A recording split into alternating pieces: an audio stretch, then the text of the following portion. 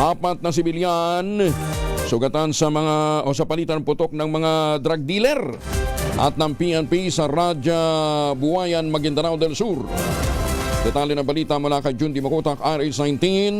Assalamualaikum, Brother Jun. Alaikum assalam, Brother Angel.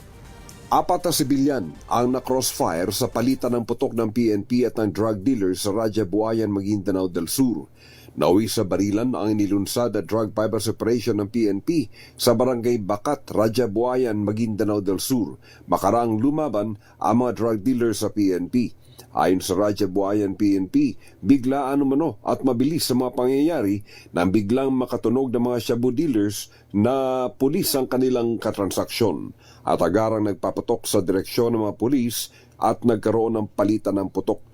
4 na hindi pinangalanang sibilyan ang tinamaan ng mga ligaw na bala na agarang nadala sa pinakamalapit na ospital.